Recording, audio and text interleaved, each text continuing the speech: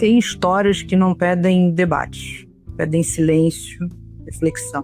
O assassinato do cachorro-orelha não chocou só pela violência do ato, me chocou pelo que veio depois, pela tentativa de normalizar, minimizar e proteger como se fosse um excesso isolado, algo que seja administrável. Quando a reação ao erro ele é mais preocupada com imagem do que com responsabilidade, o problema ele deixa de ser o ato em si, ele passa a ser o que o comportamento revela, né?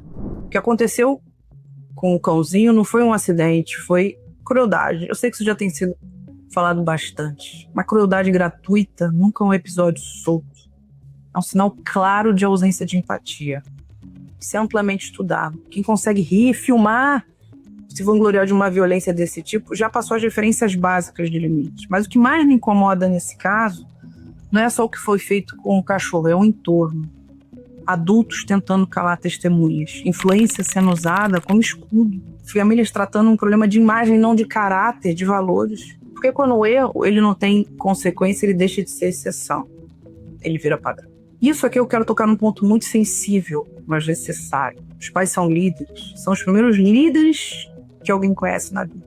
E liderança não é proteção cega. Liderança é limite, é correção, é assumir que educar também frustra. Quando os pais usam poder, dinheiro ou influência para blindar os graves dos filhos, eles não estão protegendo, estão ensinando. E esses pais, muitos deles também são líderes de empresa, entendendo que a responsabilidade é opcional, que o mundo ele deve se adaptar ao erro e não ao contrário. Isso não forma filhos fortes, nem empresa forte, forma adultos perigosos.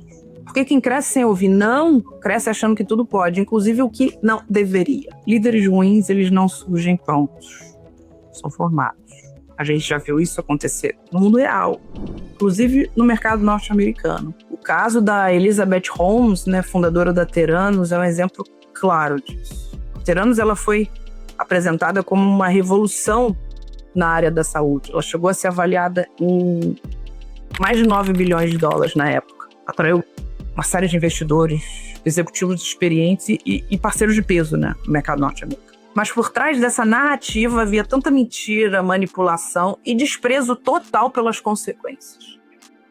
Durante anos, os alertas foram ignorados. Alguns questionamentos foram silenciados. Funcionários que tentaram falar foram pressionados. E o resultado foi um dos maiores escândalos corporativos do mercado norte-americano, com centenas de milhões de dólares em prejuízo direto para investidores. Além de danos reais a pacientes, funcionários e a credibilidade de todo um setor. O problema nunca é só o líder, é o entorno que aplaude. É quem passa plano e escolhe não ver. Quando uma sociedade começa a relativizar pequenos atos de crueldade, ela treina o olhar para tolerar coisas maiores. Tudo começa pequeno.